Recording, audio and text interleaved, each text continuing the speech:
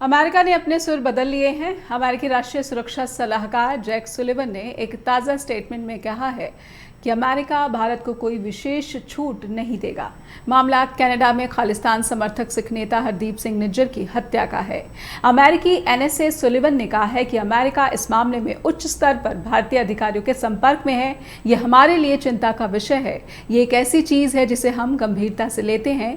देश की परवाह किए बिना हम खड़े होंगे और अपने बुनियादी सिद्धांतों की रक्षा करेंगे। हम कनाडा जैसे सहयोगियों के साथ नज़दीकी से काम करेंगे क्योंकि इस मामले में जांच और राजनयिक प्रक्रिया को कनाडा आगे बढ़ा रहा है। जैक सुलिवन ने साफ किया है कि कनाडा और अमेरिका के बीच कोई मतभेद नहीं है।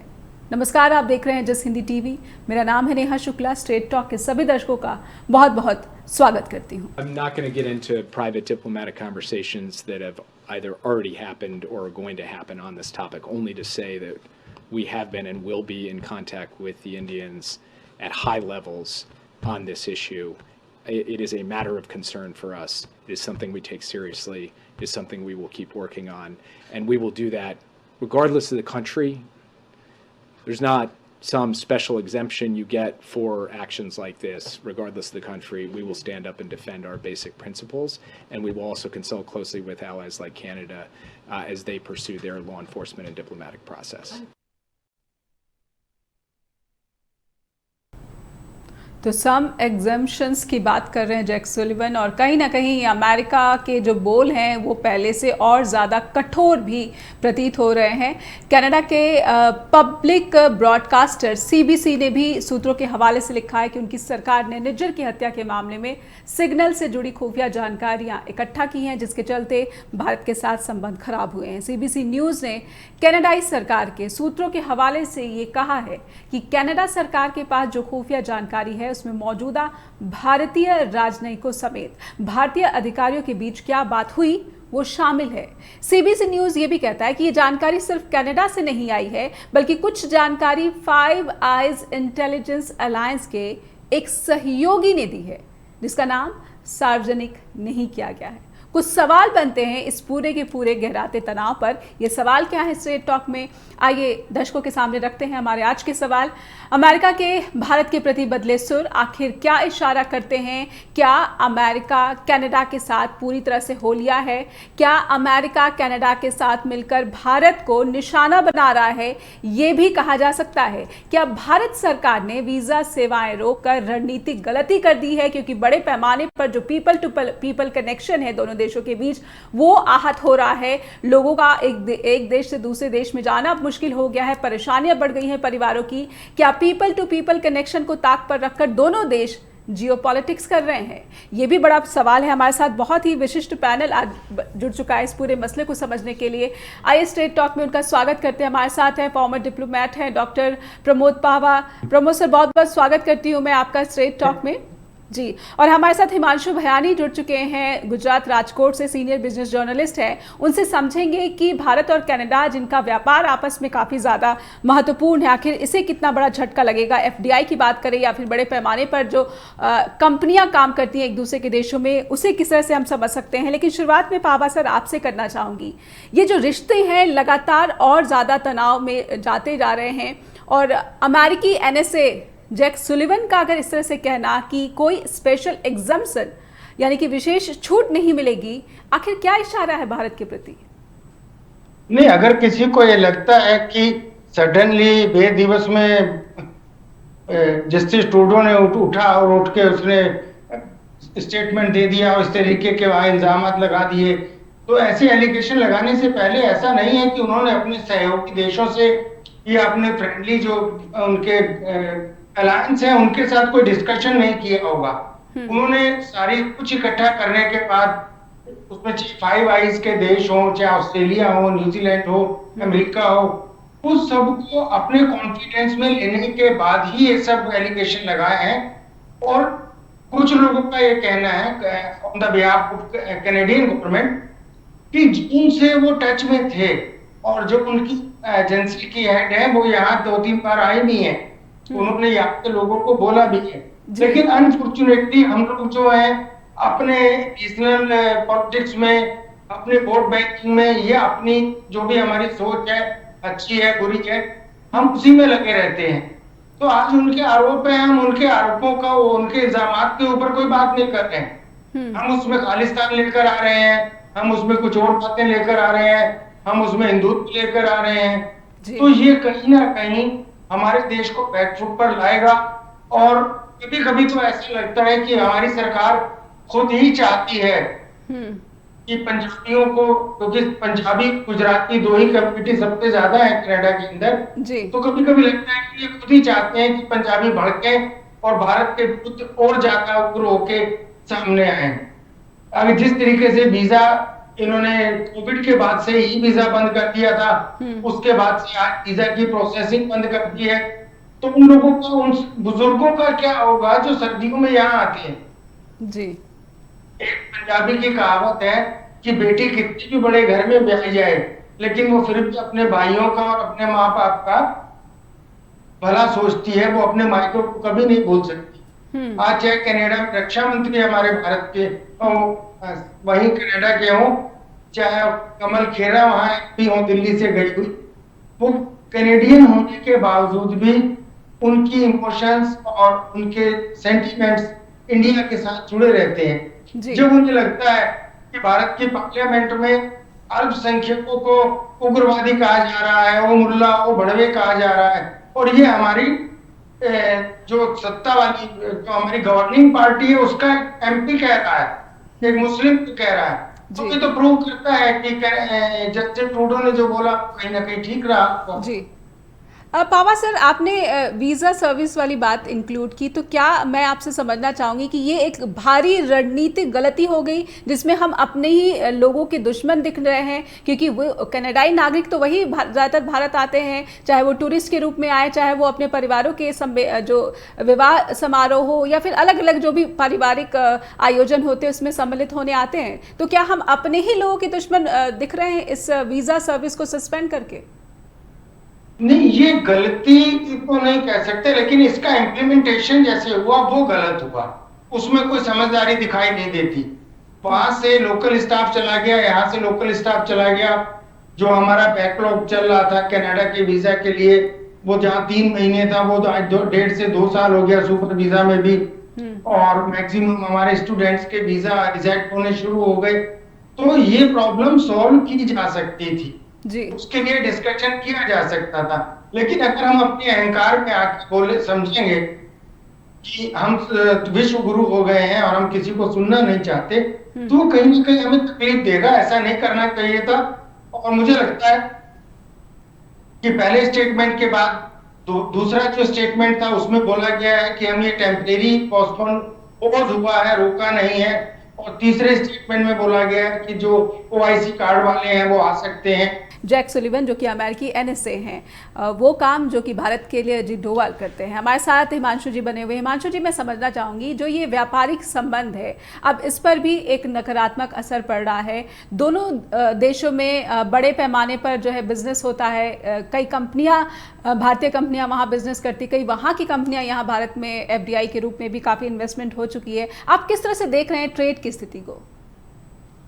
देखिए, ट्रेड की जो स्थिति है उसमें करीबन 45 बिलियन यानी कि 4 लाख करोड़ रुपया कैनेडियन इन्वेस्टमेंट भारत के और पीआई के स्वरूप में हुआ। अब पिछले साल की हम बात करें, 2023 तक की अगर हम बात करें तो इन्वेस्टमेंट करीबन 4 लाख करोड़ का जी। तो माहौल में जो आप बाजार में फिलहाल तरीके से हो गया है डिप्लोमेटिक, तो इसकी वजह से बाजार लेकिन अगर आप उस सीपीसी की जो रिपोर्ट की जो बात करते हैं उसमें क्लियर थी कोर्ट, उसमें जो किया गया कि प्राइम मिनिस्टर या फिनलैंड को उन्होंने कहा this is not about geopolitics, this is not about Canada, this is for Canada free experience in Canada, this is about the view of the world.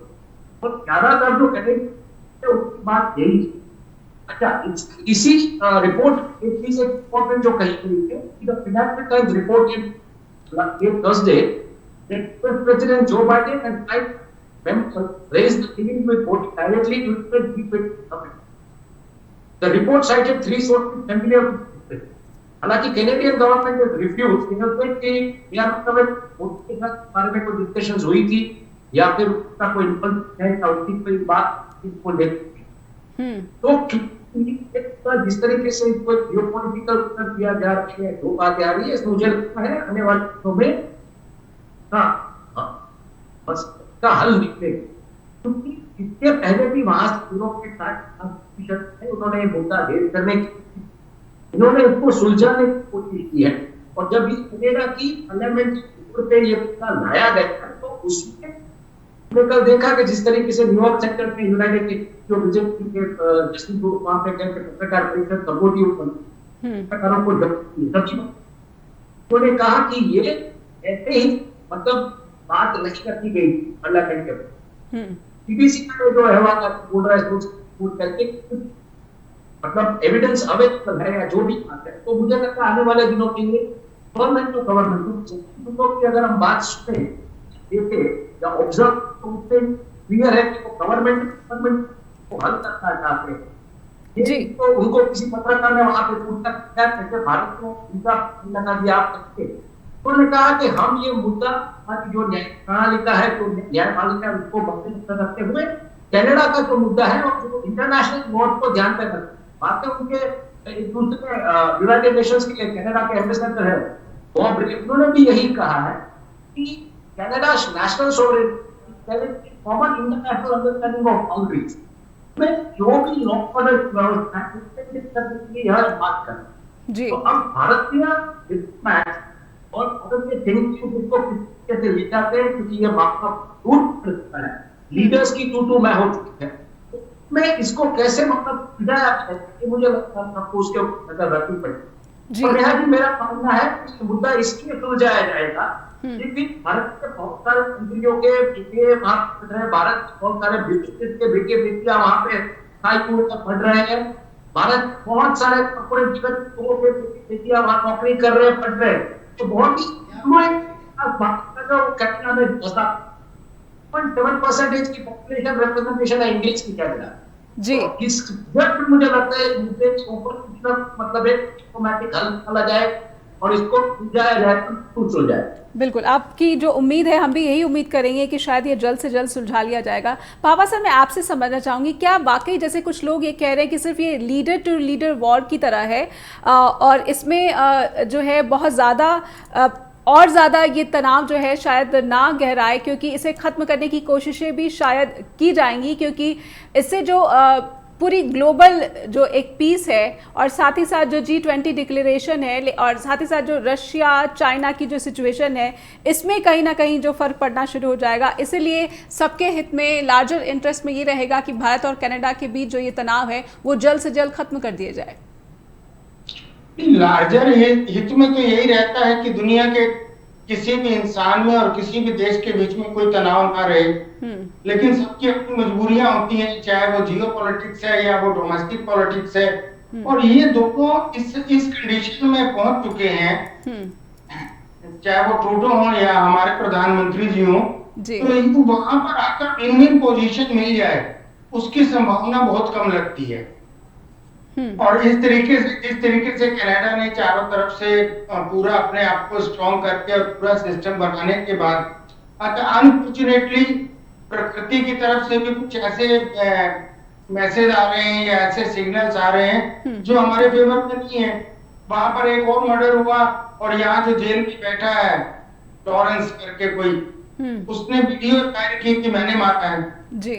इसका मतलब तो ये हुआ ना कि आपके यहाँ अपने यहाँ लॉ एंड जो हमारी कानून व्यवस्था है वो प्रॉपरली नहीं है। बिल्कुल, आज के पार्लियामेंट में आपकी डिबेट है in comparatively to the all international media, हजारों लाखों चैनल हैं, लेकिन फिर भी आप सोचते हैं कि आपकी डिबेट को और आपके प्रोग्राम को कोई मॉनिटर नहीं करता होगा, तो आपकी गलतफहमी है जी। इसको सभी एजेंसियां भारत से बाहर भी इसको मॉनिटर करती होंगी कौन क्या बोल रहा है। तो क्या हमारी पार्लियामेंट में अगर आज बोला गया है एक मुस्लिम को लेकर, तो उसको मॉनिटर नहीं करेंगे, उसको नहीं उठाएंगे, कल को कोई हमें बोलेगा वो सिगड़े, वो आतंकवादी, वो खालिस्तानी, तो उसका क्या इफेक्ट होगा।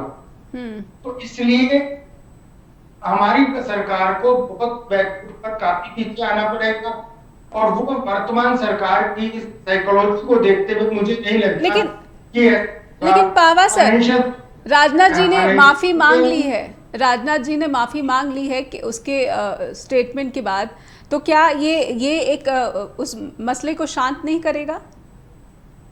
नहीं, माफी मांग लेना एक अलग बात है, लेकिन आपकी साइकोलॉजी तो एक्सपोज हो गई ना। पता तो लग गया कि आप किस सोच को, किस किस चीज को लेके आप आगे बढ़ते हैं, आपके जो सबकॉन्शियस में क्या है।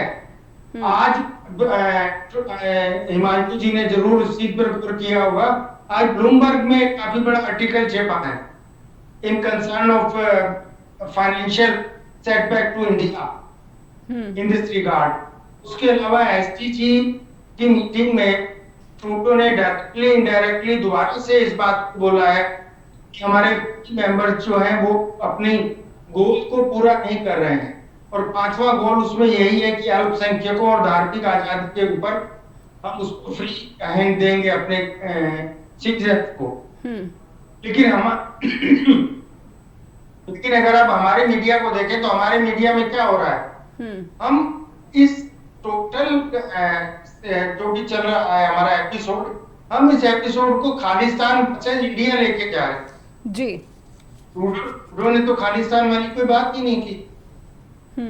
वो तो कह ही नहीं रहा कि आप खालिस्तानी था या नहीं था, वो तो कह रहा है कि मेरा एक सिटीजन था, मारा है, आपकी एजेंसी ने मारा है। कल को अगर वो ये कहेगा कि आपके एजेंसी को भी आतंकवादी घोषित कर दिया जाए, अगर वो कहेगा कि हमारी सरकार उस चीज को पुष्प बनाई देती है आतंकवाद, तब हम क्या जवाब देंगे? अभी एफएटीएफ आने वाला है, और आप सब अच्छी तरह जानते हैं कि एफएटीएफ अमेरिका और कनाडा के इन्फ्लुएंस में रहता है। तो अगर अडानी की मनी लॉन्ड्रिंग को और बाकी मनी लॉन्ड्रिंग को पकड़ लेगा या उसको ना पकड़ेगा तो उसके इल्जामात लेकर खड़ा हो जाएगा, तो सरकार क्या जवाब देगी? कल वहां पर एक आर्टिकल छपा था स्वामीनारायण मंदिर के बारे में कि जितने भी टोरंटो में और उसके सराउंडिंग में मंदिर हैं, वो लोग मनी लॉन्ड्रिंग में इन्वॉल्व हैं, वो इंडिया में पैसा भेजते हैं जी। आप किसी को आरोप लगाने से तो नहीं रोक सकते ना। ये तो पहले दिन भारत सरकार ने गलती की है, जैसे ही ट्रूडो ने आरोप लगाया था उसको वहीं पर रोक देना था कि सर आपके पास अगर कोई सबूत है आप दीजिए, हम जांच करेंगे, हम कमेटी बिठाएंगे, वो मिट्टी पंजाबी में कहते हैं मिट्टी पाओ जी मिट्टी पाओ, चलो आगे चलते हैं।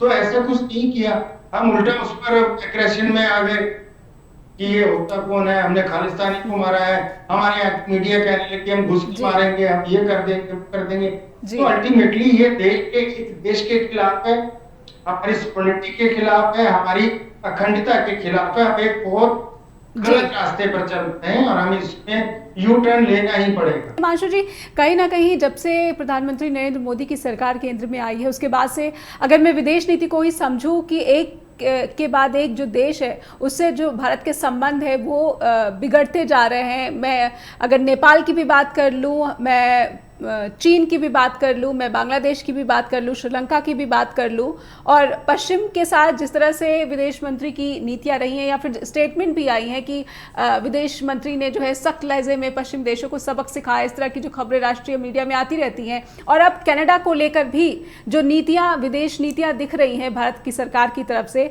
इसे किस तरह से आप देख रहे हैं कि क्या जब हम किसी ब्यूरोक्रेट को, हमारे साथ पावा सर भी बैठे हुए हैं, लेकिन मैं ये समझना चाहती हूँ कि जब हम किसी ब्यूरोक्रेट को एक पॉलिटिशियन का रोल दे देते हैं तो क्या ये ज़्यादा जो है सफल नहीं हो पाता? हिमांशु जी?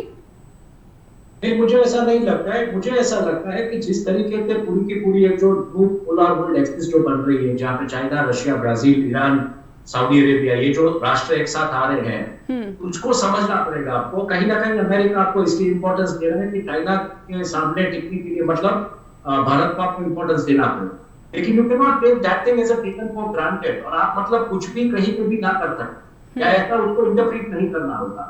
ये जो चीजें आई है, इतनी के अगर आप रिपोर्ट और जैक सुलिवन का स्टेटमेंट अगर आप देखें, अगर आप कैनेडियन रिप्रेजेंटेटिव का स्टेटमेंट देखें, अगर आप कैनेडियन डिप्टी प्राइम मिनिस्टर का स्टेटमेंट देखें, तो डिप्लोमेट्स की बात यही आ रही है कि रूल ऑफ द लॉ जो है उसके मुताबिक जितने भी एफआईआर है हमारे पास उसकी जो पुख्ता सबूत है, उसको हम जो भी लीगली जो प्रोसीजर उसमें हम ले जाएं। और ऐसा नहीं है कि ऑल ऑफ द सडन, जैसे बाबा सर ने कहा कि ऑल ऑफ द सडन ये हुआ है, इसके पीछे उनके पास उन्होंने पहले मतलब एक निगोशिएशन टेबल पे वो लोग आए, बात करने की कोशिश की।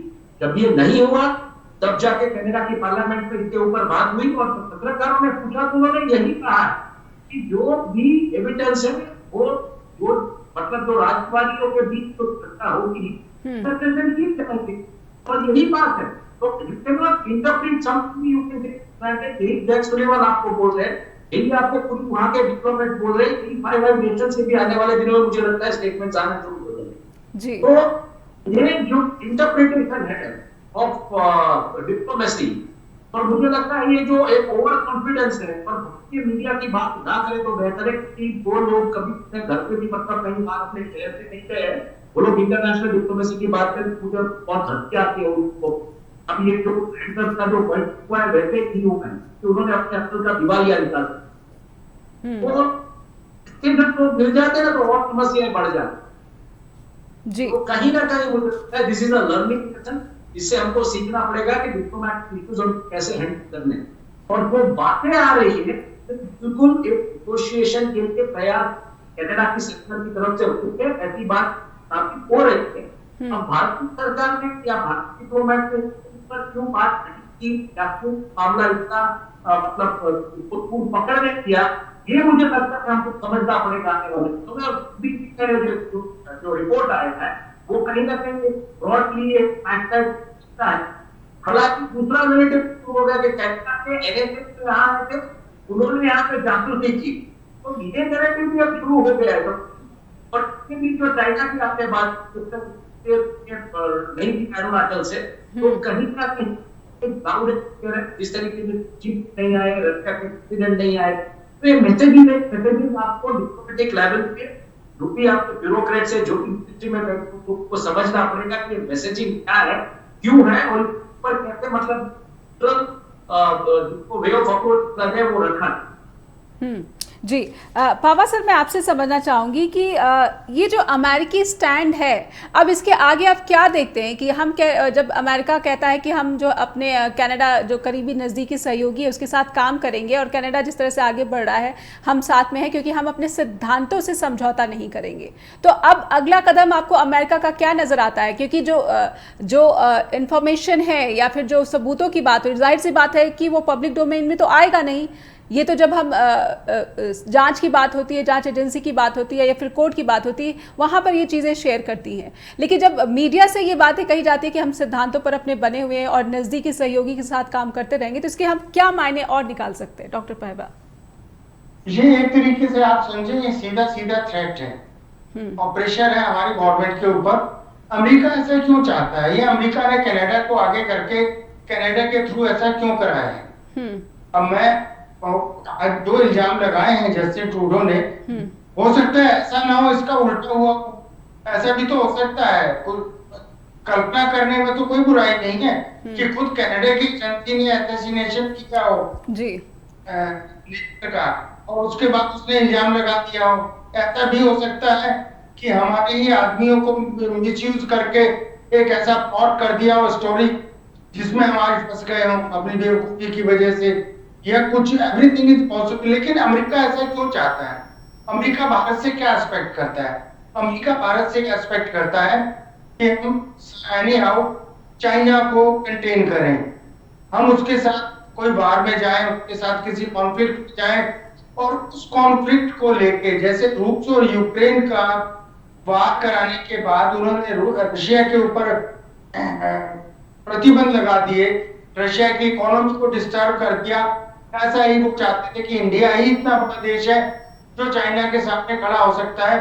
लेकिन चाइनीज स्ट्रेटेजी बहुत अलग होती है, वो वार में नहीं जाना चाहते, ना जाते हैं। वो और तरीके से या फाइनेंशियल्स कहते हैं या स्ट्रिंग ऑफ पॉल्स कह लें, कैसे भी करके उन्होंने हमको चारों तरफ से घेरा। तो ये जो कदम हम आज उठा रहे हैं, आज हम सोच रहे हैं, ये हमको 2014-2015 को उठाना चाहिए था। 2015 में चाइना ने अपनी स्ट्रेटेजी सामने रखी थी, हमें तभी अपने पड़ोसी देशों को साथ लेके जाना चाहिए था, लेकिन अनफॉर्चुनेटली क्या हुआ कि हमने सार्क ही खत्म कर दिया। हम्म। तो मेरा वही, मैं तो फिर रिपीट कर रहा हूँ कि मैं परसों भी आपसे बोला था जी। कि दुश्मनी खत्म करने का सबसे अच्छा तरीका दोस्ती होती है। और ब्यूरोक्रेट कभी भी पॉलिटिशियन नहीं हो सकता, वो अनफिट होता है। पॉलिटिशियन एक कुशन होता है, जब भी बात बिगाड़ते हैं काम तो ब्यूरोक्रेट्स करते हैं, लेकिन जब भी डिप्लोमेट काम बिगाड़ते हैं तो पॉलिटिशियन उसको कुशन की तरह संभाल लेता है, सुधार लेता है। यहाँ तो बिगाड़ने वाला भी वही है और बिगाड़ने वाले बिगड़े हुए को और बिगाड़ने वाला भी वही है। जी। तो जय बाबू तो बेचारे कभी चाहते ही नहीं थे कि वो राजनीति में आए, अब वो कुछ मजबूरियां हैं जो उनको विदेश मंत्री बनना पड़ा। जी। लेकिन लेकिन पावा सर, मैं ये ज़रूर आपसे समझना चाहूँगी कि जब बात दोनों ही देश, चाहे वो अमेरिका हो वो कनाडा हो, दोनों ही देश जब बात सिद्धांतों की करते हैं, जब मानवाधिकारों की करते हैं, तो फिर उन देशों में जहाँ पर भारतीय अधिकारियों पर हमले हुए हैं, घटनाएं हुई हैं, जिनकी जांच की बात भारत सरकार करती है, आखिर उसके लिए क्या किया जा रहा है? इस पर क्यों नहीं जो है वो कुछ अपने आप को इस स्थिति में पाते हैं, या फिर वो भी, उनकी भी जवाबदेही बनती है कि उन्होंने क्या कार्रवाई की? अगर भारत ने किसी लिस्ट को लेकर अपनी आपत्ति जताई है कि आपने इनके खिलाफ क्या कार्रवाई की, या फिर हमारे लोगों के खिलाफ जो हमले हुए, जो हिंसक घटनाएं हुई, उसके खिलाफ क्या कार्रवाई हुई, तो मानवाधिकारों का मामला तो यहाँ भी बनता है। देखिए, सिर्फ एक ही सिद्धांत है डिप्लोमेसी में, वो है अपना इंटरेस्ट। आज खरगोशी का जब मर्डर हुआ था तो मोहम्मद बिन सलमान के ऊपर पाबंदियां लगा दी थी अमेरिका ने, और उसको फोन तक नहीं किया था बाइडेन ने। लेकिन वही बाइडेन खुद अपने घुटनों पर चलकर सलमान के यहाँ गए सऊदी अरब में, उससे हेल्प मांग के गए। हालांकि वो आज चाइना और रशिया के साथ है, या वो आज न्यूट्रल है। वही अमेरिका है जो आज मानव अधिकारों की बात कर रहा है, लेकिन जब उसने सद्दाम हुसैन को मारा था तब मानव अधिकार कहाँ गए? तो ये सब किताबी बातें हैं, इनका कोई वैल्यू नहीं होती है। और सिर्फ एक ही वैल्यू है कि अपना बेनिफिट है, अपना इंटरेस्ट है। और अगर अमेरिका का अपना इंटरेस्ट इसमें है कि वो इंडिया के अगेंस्ट जाए तो वो इंडिया के अगेंस्ट जाएगा।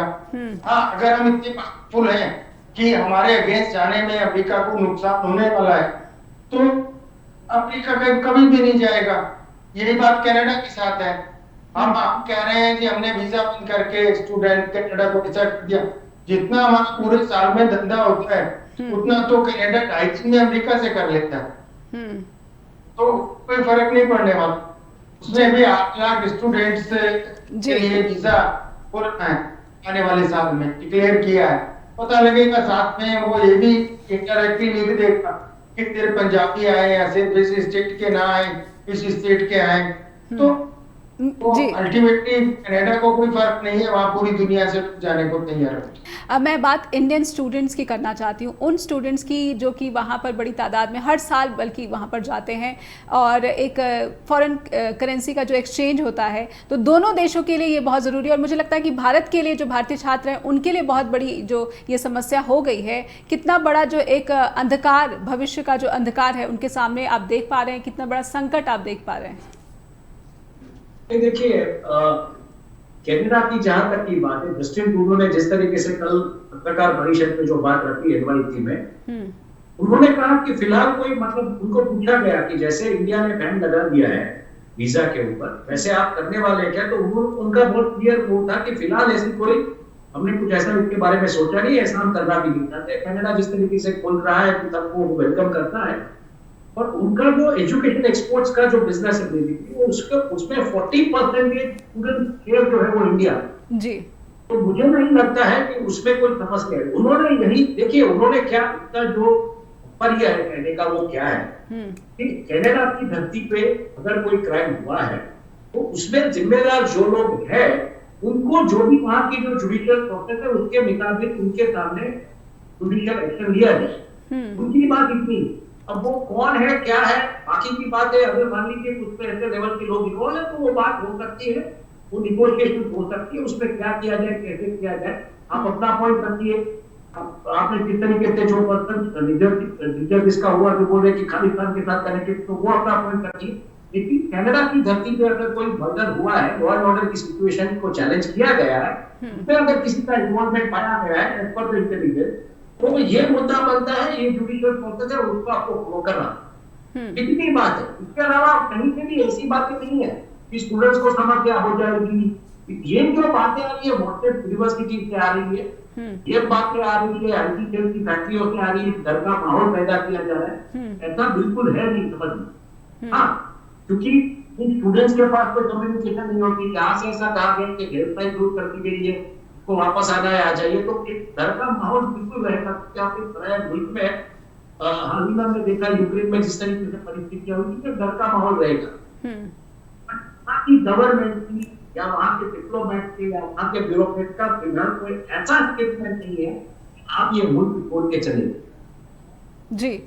यानी इन बातों से एक बात तो डॉक्टर पहवा ये स्पष्ट है कि सिर्फ एक मुद्दे पर यानी कि निज्जर की हत्या की इन्वेस्टिगेशन को लेकर जो ट्रूडो है वो सख्ती बरते हुए हैं, लेकिन अगर मैं डिप्लोमेटिक भाषा में इसे आपसे समझना चाहूँ कि कई बार मुद्दे के पीछे कई सारे मुद्दे होते हैं, तो आप उसका आकलन क्या लगा पा रही है? कौन से अलग अलग मुद्दे हैं जिसमें अमेरिका का भी हित है, कनाडा का भी हित है और फाइव आइज अलायंस जो है उन देशों का भी हित है?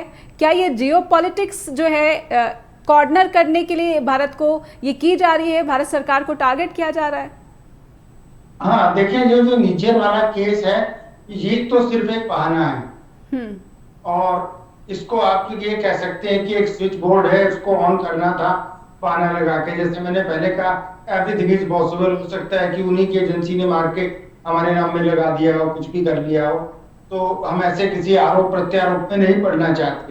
लेकिन बेसिकली है दो सामने सामने फंडामेंटल्स हैं। एक तो सबसे बड़ा फंडामेंटल है कि जो वेस्टर्न वर्ल्ड है वो इंडिया को वर्ल्ड पीस के लिए सबसे बड़ा थ्रेट समझने लगा है, खासकर जब से हमारे यहाँ हिंदुत्व की लहर बनी है, जब से लिंचिंग होने लगी है, जब से दूसरे आप कहने लगे जो माइनॉरिटीज हैं उनके ऊपर अटैक होने लगा है जय श्री राम के नाम से जी। तो वो ये मानते हैं कि अगर अल बगदादी के 55,000 टेररिस्ट थे और उन्होंने पूरी खलीजी को और मिडिल ईस्ट को डिस्टर्ब कर दिया था, तो यहाँ तो 140 करोड़ है, सो दैट्स व्हाई इतनी सारी पॉपुलेशन एक गवर्नेंस में नहीं रहनी चाहिए। दूसरी बात है एजेंडा 2030, उसमें भी वो चाहते हैं कि एक नया सिस्टम लगे और सारे कुछ छोटे छोटे स्टेट के हिसाब से, यूरोपियन यूनियन के हिसाब से है। तीसरा उनके सामने टारगेट है चाइना को कंटेन करना, और इन तीनों में से हमारी गवर्नमेंट कोई भी पूरा नहीं कर पाई वादा करने के बावजूद। या तो ये मनमोहन सिंह की तरह पहली फर्स्ट डे कह देते कि मैं ये सब नहीं करने वाले हैं, हम ये हमारी इंटरेस्ट में नहीं है, हमारे नेशनल इंटरेस्ट में ऐसा नहीं है। तो सर लेकिन ये जाते का जो शोर मचने लगा है ये अभी पिछले 5-10 साल से क्यों, 5-6 साल से क्यों मच रहा है? ये तो 90s के आसपास खत्म हो गया था। ये 2-4-6 तो बचे हुए थे, निज्जर है, पन्नू वन्नू है, तो ये लोग अपने आप कुछ दब गए थे, कुछ को इग्नोर कर दिया था, कुछ वक्त के साथ आगे चले जाते, नई जनरेशन को कोई इंटरेस्ट भी नहीं था, इसको दोबारा से क्यों मारा गया? बिल्कुल। आज हमारी इंफॉर्मेशन एंड ब्रॉडकास्टिंग मिनिस्ट्री ने एक जारी किया लेटर सभी चैनल्स के लिए कि आप कनाडा के ऊपर कोई भी डिस्कशन करने से पहले ये पॉइंट ध्यान रखें, इसको नहीं बुलाएं, इसको ना बुलाएं। तो ये तो खुद अपने खुद कुल्हाड़ियां मार रहे हैं जी। जाते जाते एक सवाल है जो मैं बिल्कुल संक्षेप में आपसे समझना चाहूंगी क्योंकि समय तो समाप्त हो गया है, लेकिन ये जब स्टेट गेस्ट बनते हैं प्रधानमंत्री नरेंद्र मोदी अमेरिका के, उसके बाद ये शिफ्ट आना, क्या इस दरमियान कुछ ऐसा हो गया जो प्रधानमंत्री नरेंद्र मोदी ने नहीं किया और अमेरिका का जो बर्ताव है वो बदलना शुरू हो गया था? ऐसा हो सकता है कि इनको इनके पुराने वायदे याद दिलाए गए हों या जिस कमिटमेंट पर इनको, जैसा कुछ लोग कहते हैं कि प्लांट किया गया, जब अन्ना का आंदोलन हुआ तो उसके पीछे भी तो कुछ था ही ना, इसको कहते हैं फिफ्थ कॉलम। तो ये तरह से फोर्थ कॉलम खड़ा होता है, फिफ्थ कॉलम खड़ा होता है, जो एकदम मीडिया चेंज हो गया, मीडिया की मालकियत चेंज हो गई जी। तो कुछ ना कुछ तो ऐसा था जिसमें इंटरनेशनल पावर्स इन्वॉल्व रही होंगी, ऐसा डाउट करते हैं सब लोग। जो बीजेपी के नेता भी तो गाहे बगाहे रोना रोते रहते हैं। बहुत बहुत धन्यवाद करना चाहूँगी प्रमोद सर आपका भी, और हिमांशु जी आपका भी बहुत बहुत धन्यवाद कि आप आए और आपकी मदद से स्ट्रेट टॉक में हमने ये समझने की कोशिश की कि ये जो भारत और कनाडा के जो संबंध है जो लगातार बिगड़ते जा रहे हैं, और अब अमेरिका ने जो अपने सुर बदल लिए हैं, जो कड़े तेवर दिखाए हैं कि नो मैटर कोई सी भी कंट्री हो, हम जो है कोई स्पेशल एग्जम्पशन जो है यानी कि विशेष छूट नहीं देने जा रहे हैं। इसे कैसे देखना चाहिए भारत सरकार को, और क्या उम्मीद लगाई जाए कि क्या भारत सरकार अब ऐसी स्थिति में पहुंच गई है कि उसे यू टर्न लेना ही पड़ेगा, क्योंकि पीपल टू पीपल एक बहुत बड़ी बात है, कनेक्शन है, जो कि अपने ही लोग जो हैं वो विदेशों में बसे हुए हैं, और जब वीज़ा सर्विसेज सस्पेंड की जाती है तो अपनों को ही ज़्यादा शायद नुकसान पहुंचाया जा रहा है। बहुत बहुत धन्यवाद। आपसे फीडबैक की उम्मीद है तो आप info@justbroadcasting.com पर फीडबैक भेजना ना भूलें, और neha@justbroadcasting.com पर भी आपके फीडबैक का हमें इंतज़ार रहता है। अपना ख्याल रखिए। धन्यवाद।